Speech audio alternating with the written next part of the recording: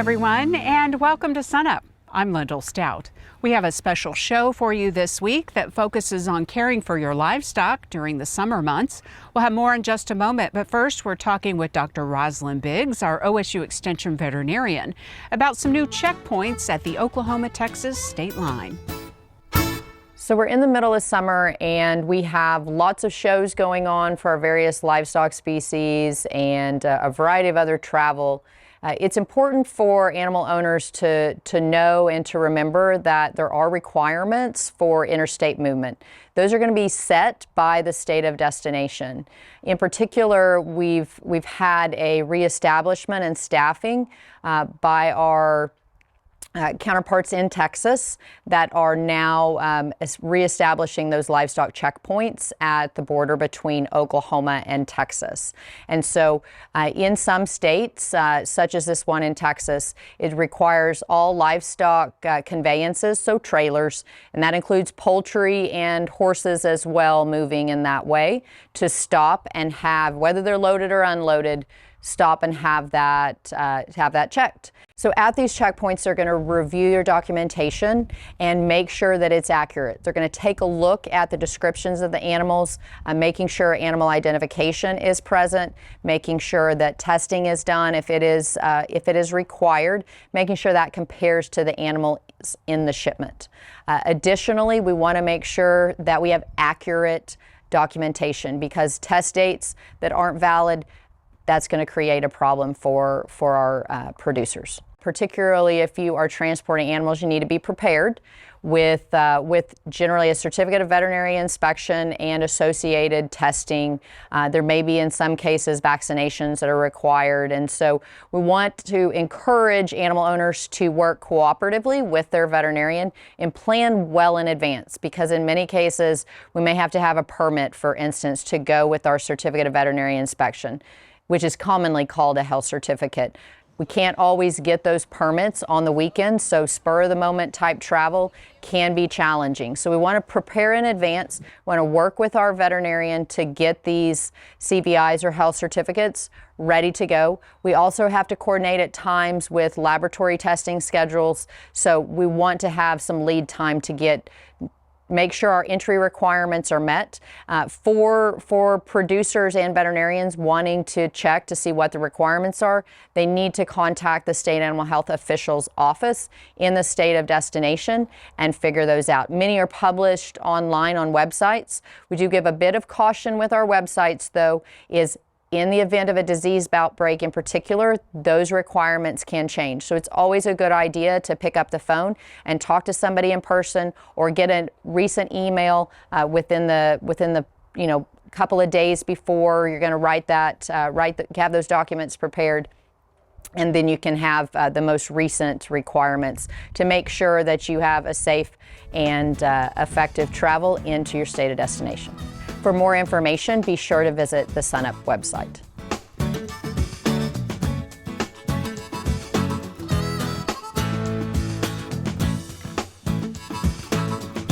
I'm Kilma Henderson, and this is Tailgate Talk on Market Monitor. We've completed the first month of the 2023-24 wheat marketing year, and I think there's some lessons to be learned from wheat price patterns from January through May and for the month of June. If you look at, go back to January, wheat prices were between $7.50 and $8, moved up to around that $8.40 level. We saw quite a bit of volatility in the first 6 months. The average price was $7.85. A single day price move up or down was plus or minus 45 cents, and the average daily price move was 12 cents. A lot of volatility in the market. A farmer told me, talking about these prices, that a price above $8 would be a relatively good price. And I agree with him on that. If you'll look at the June prices, we came into the 2023 Oklahoma wheat harvest with wheat prices around $7.50 to $7.75. They came down to the $7.40 level, and then we had prices going back up in mid-June. That farmer had about 8 trading days to to sell this wheat above $8. It peaked out at $8.15. The average price for the month of June has been $7.67, and the low price and where we ended the month was back down around $7.35. The first couple days in July, we've gained some price moves back. The lessons to be learned about that is we had up or down moves. The highest up move was 38 cents, greatest down move was 37 cents.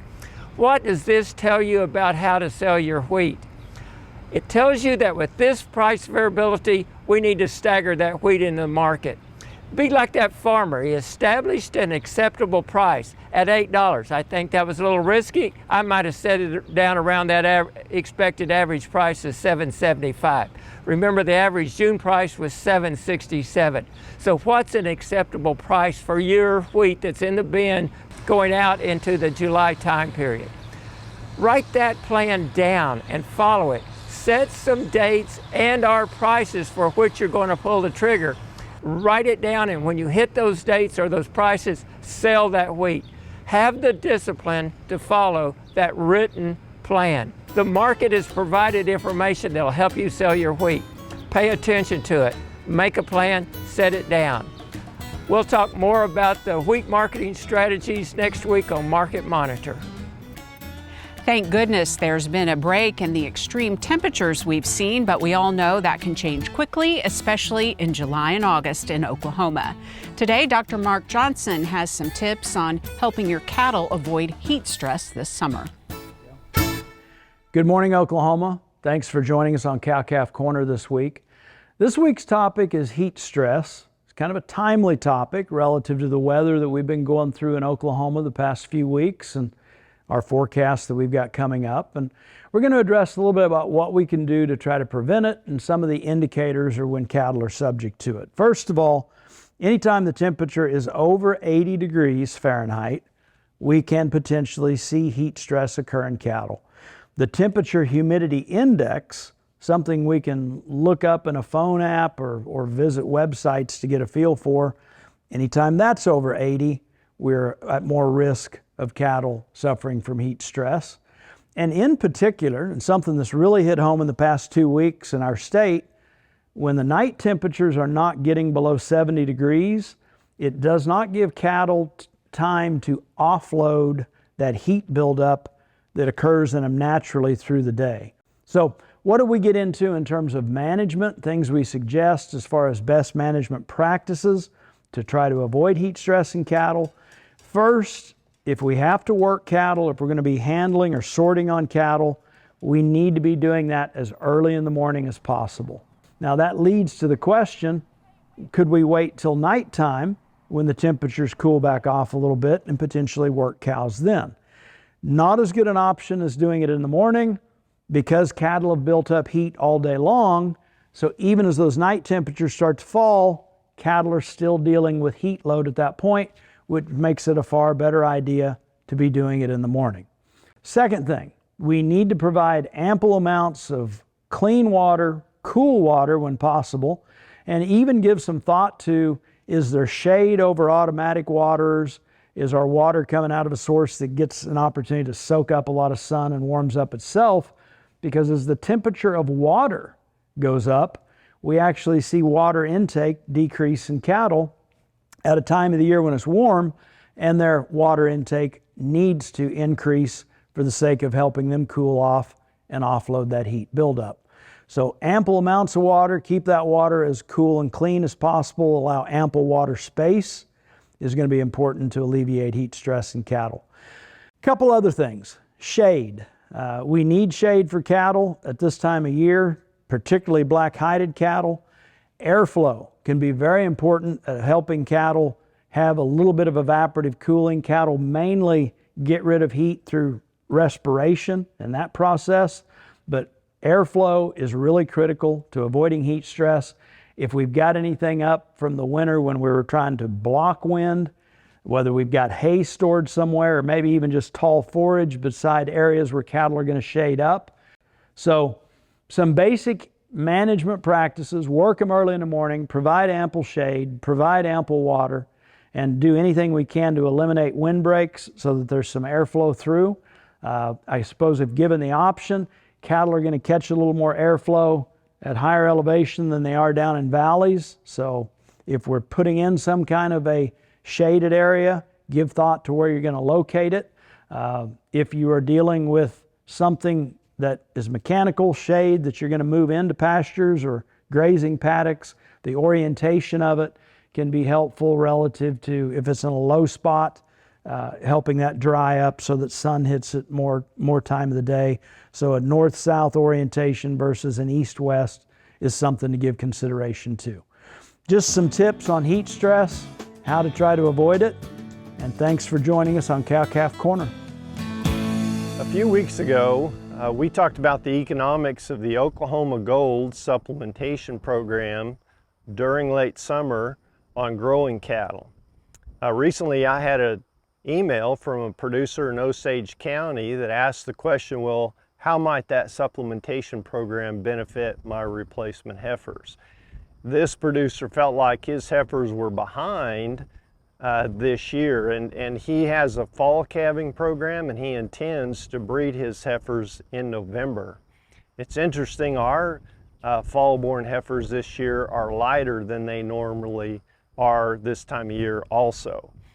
The other thing that's interesting to me, we baled our native hay meadows here west of Stillwater the end of June this year, which is earlier than we're normally able to get to them, and they only tested 4.4% crude protein, and that was two different native hay meadows. So normally those will be 6 to 7.5, maybe even 8% protein. Perhaps that's part of the reason why the cattle are a little bit behind this year. The Oklahoma Gold program is 1 pound of a 38% protein supplement that includes the feed additive ionophore, which trade names for the two most common products there are Bovatec and Rumensin. How might that benefit a fall-born heifer during the late summer, early fall period prior to the breeding season? Dr. Beck and I just completed a literature review on the ionophore Rumensin, and in that literature review we found 18 studies on that subject, and essentially what the benefit of the Rumensin product for those heifers was 9 days earlier puberty, and that resulted in 16% more heifers having at least one cycle prior to the beginning of the breeding season. And if you have at least one cycle prior to breeding, the other literature shows that the conception rate or fertility is higher in those heifers that have one or multiple cycles prior to breeding. So that's how the Oklahoma Gold program might benefit fall-born replacement heifers to be bred here in November.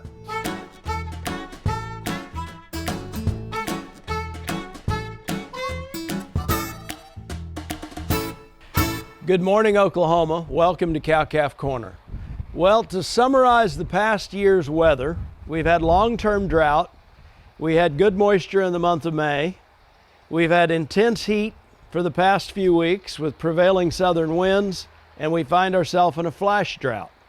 If you're a cow-calf operation and you look around in your pastures right now and it looks like your forage base is a little depleted, it leads us to this week's topic about the potential benefits of early weaning calves. Now, if we look around the United States and think about tradition and what's typical, we wean calves at a little over 7 months of age. If we're turning in information, performance data on registered herds, we know our adjusted weaning weights are adjusted to a standard 205 days of age. We've got plenty of evidence that shows us that we can wean calves as young as 2 months of age, but calves that are weaned at 2 months of age are going to require some intensive management. They are effectively a pre-ruminant at that point, primarily dependent upon mother's milk. They're capable of pretty efficiently digesting a grain-based diet that's nutrient-dense, but their rumen's not really working. They're eating a pretty limited amount of forage. Typically, calves by 3 to 4 months of age have got a functional rumen. They're eating a much larger quantity of forage. particularly as we look at that age calves, is where we gain some potential benefits from early weaning. What is our primary thing that we gain from early weaning calves? We're going to reduce that cow's energy needs by about 15 to 20%. In doing so, we're going to permit her to regain some body condition, potentially breed back quicker and sooner. The long-term benefits of that, if we early wean, that cow recapturing flesh is potentially more productive and has heavier weaning weight calves in future years. The other long-term benefit that we can think of from a range management standpoint, if we early wean, we prevent overgrazing of pastures, and our whole range system benefits from that. So what are some of the measures we need to take if we want to early wean calves? Well, we need to get calves eating a concentrate diet as soon as possible. If we can, we'd like to get a creep feeding program potentially started 2 to 3 weeks before we wean. If we can't get that done, at the very least, we want a highly palatable, nutrient-dense, dust-free, high-energy ration that's got 14 to 16% crude protein in it. We know as calves deal with the stress of being weaned, initially they're going to eat a limited amount of that, and we need it to be as nutrient-dense and palatable as possible. We want to, if possible, make sure that the calves know where water, shade, and are in familiar surroundings. If fence line weaning is a possibility, that's a good idea as well. Once those calves get through the first couple weeks of the stress of early weaning, they're going to probably bump up and eat around 3% of their body weight of some sort of a good ration. So if we see them deviate off that long term, we're potentially dealing with health issues that we need to address. Other things to keep in mind, if we can have all of our vaccination taken care of pre-weaning while that calf is still at the side of a cow, practices like dehorning and castration taken care of when we give those pre-weaning vaccinations, we're going to reduce the stress on those calves at the time that they actually undergo weaning. So as we look around, if forage is a little short, the benefits of early weaning calves potentially help us short-term and long-term. Take some of these best management practices into consideration if you're going to do it. And thanks for joining us on Cow-Calf Corner. Oklahoma producers have been through a lot in recent months. Wheat harvest delays, summer planting pressures, and damage from a major storm, just to name a few. But you are definitely not alone. Dr. Shannon Ferrell has some tips today on mental health, as well as some resources available through OSU Extension. Well, it's getting to be that time of year where we start to think about wheat harvest in Oklahoma, and wheat harvest is always a stressful time. There's always so much to be done. You're trying to maintain equipment, you're yelling at everyone, and you all know that you have to get your wheat in the bin before that next hailstorm comes through and just pounds it into clay-flavored flour. So it's just naturally a stressful time. This year, we've got a lot more added stress because we've been going through this terrific, drought that's been really impacting yields projections for some time now. And so some of us may not even be able to harvest a crop. So there's just lots of stress around that. That's why it's even more important for our farmers and ranchers to be focusing on taking care of their mental health in this difficult time. There are lots of things that farmers and ranchers just have to do that are just so far out of their control. We can put in all the inputs, all the labor, do everything exactly right according to best practices, and we still don't know if the product's going to come out the back end. So it's really important to do a few things. Number one, we know that there are lots of time pressures around harvest, but it's important that you take your time and do things safely. Just in the past couple of weeks here in Oklahoma, we've gotten reports of some farm fatalities as a result of accidents involving ag equipment, so please take your time and be safe. Another thing that we want to do is make sure that we manage stress in a productive way. Even if we're under a lot of time pressure, take some time, maybe 5 or 10 minutes to de-stress, find a way to process your stress, talk about that with somebody that you trust, someone who will listen to you non-judgmentally, and sometimes it can be equally as important for you to be that person who can listen to a friend non-judgmentally and just say, hey, I get it. This is a tough time. We have a few modules out there available about how to deal with stress. How can we process that in a positive way versus doing things that might actually make things worse, like drug or alcohol use. We also talk about mindfulness, which does not involve you sitting in the lotus position on the top of your combine making humming noises, okay? That's not mindfulness that we're talking about here. It's just a way that when you're starting to feel anxious or stressed out, to slow things down, kind of recenter yourself and be able to be your best. But if something does go wrong, if you had a neighbor that's lost a combine to a fire, if you had a neighbor that just simply has nothing to harvest because of the drought impacts, we have a module specifically on there about dealing with disaster. How can we be a positive impact on the people around us to make things better, not worse? Not just in the near term, but over the long haul, because those things don't just have immediate impact, they have impact for some time to come. All these resources are available, like I said, at the Farm Stress website, and we'll include the link for those with you here with the broadcast, so you can access those on demand anytime you want.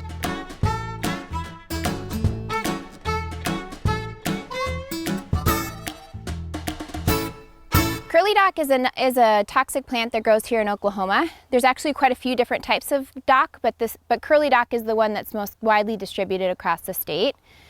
It's not acutely toxic to animals, so it doesn't kill them really quickly. They have to eat quite a bit of curly dock to actually have issues with toxicosis. But the issues happen typically when you have animals that are turned into a pasture before many of our warm season grasses have started to grow. Other instances when you might have issues with curly dock are when you do a prescribed burn in a pasture and the areas along a creek or pond don't burn well.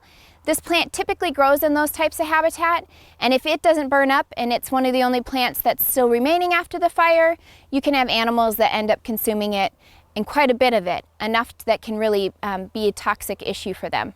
If they consume enough of this plant, it will kill cattle, sheep, and goats.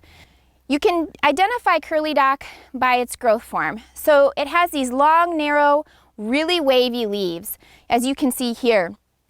Then when it flowers, it puts on these little winged seeds, and as they mature, they turn this darker red color, as you can see behind me. At this time of year, midsummer, we typically don't have too many issues with animals consuming curly dock, simply because there's so many other plants for them to choose from.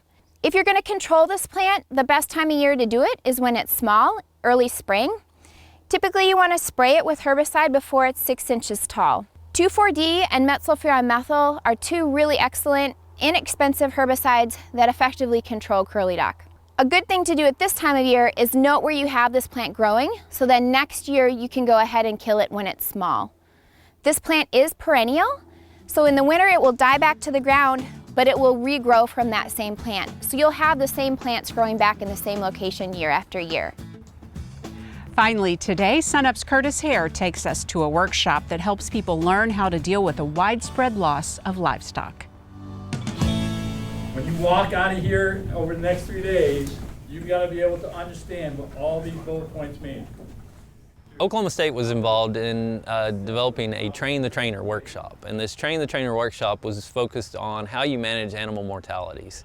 This is in the event that we have mass mortalities due to an invasive pathogen such as avian influenza or African swine fever virus.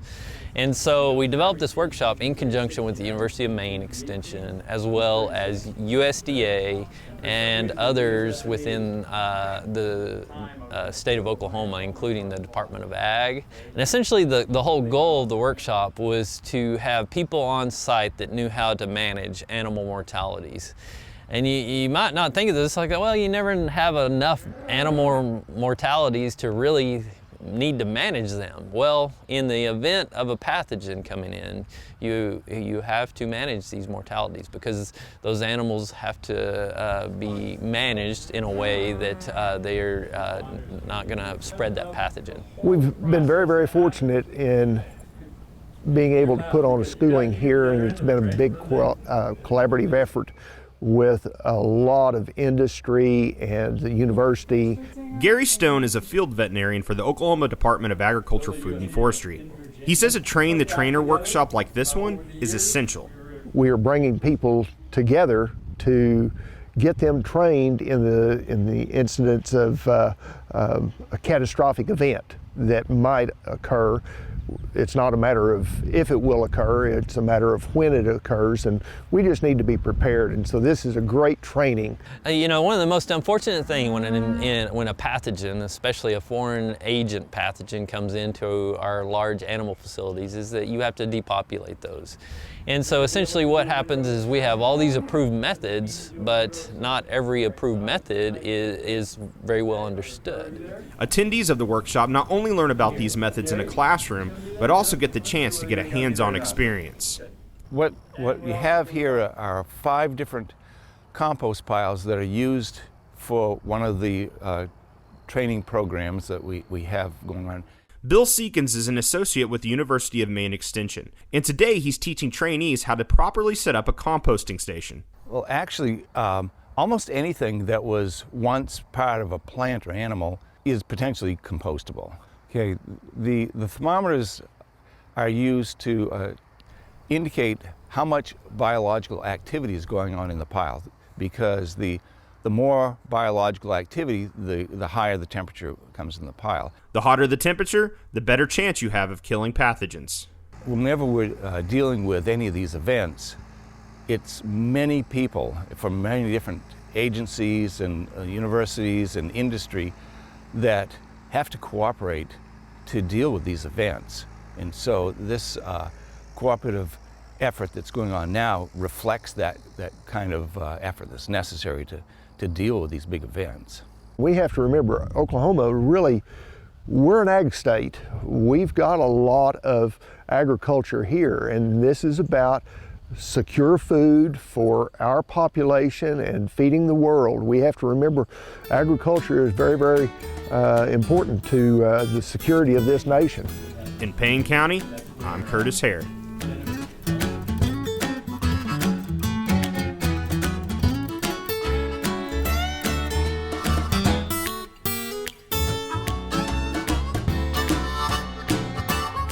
That'll do it for our show this week. Remember, you can see SUNUP anytime on our website and also follow us on YouTube and social media. I'm Lyndall Stout. Have a great week, everyone, and remember, Oklahoma agriculture starts at SUNUP.